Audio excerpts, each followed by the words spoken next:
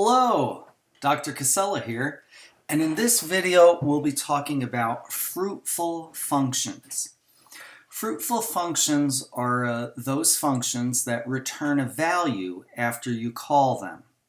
In this particular example, we'll be creating a function that will return the area of a circle after you send the function the radius. So let's get started. New file. Okay, so the first thing we'll do is we'll import math because we would like to get the number pi out of it. So I'll do import math. Then we'll define our function and we'll call it circle underscore area. And we will give it the input of radius. That will be the argument of the function. All right, so we'll define the function that way. Okay. Then let's do a calculation. We'll say that temp, I'm just calling any variable, that name could be anything, equals math.pi. That brings out the number pi from the math module. And this area of a circle is equal to pi times the radius squared. And so I have to do the double asterisk to get the squared function. So that's it. Temp is equal to math.pi times the radius squared. So the area of a circle with the radius passed to the function will now be stored into the value temp. That'll be the circle area. So that's what we want to return. So we just type in return temp.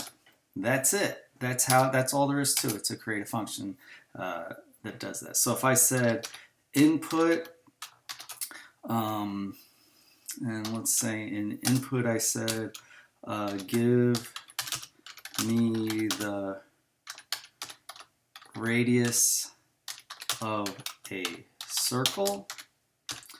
Okay.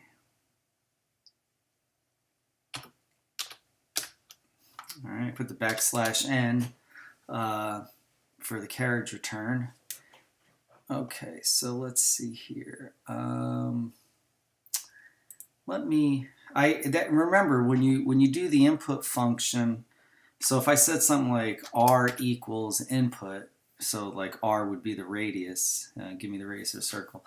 The problem with it just like that is input returns a string value, but I want a number. So I'm gonna convert that into a floating point number. So whatever they return is inside this float function. So that will take that string value and convert it to a floating point decimal number.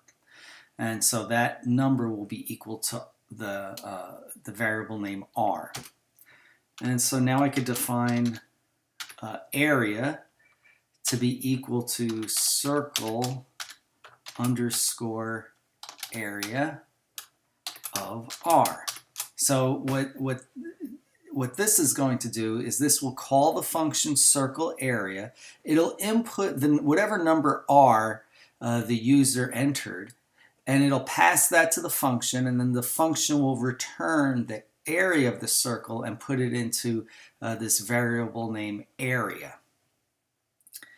Okay, and so just so you could see what was returned, I will type print the area of a circle with radius, all right, comma, r, whatever was entered, comma, space is space, just so it looks neat, and then it's going to be called area. All right, and then I'll put a period at the end. Okay, so let's try this. Let's save it. File, save.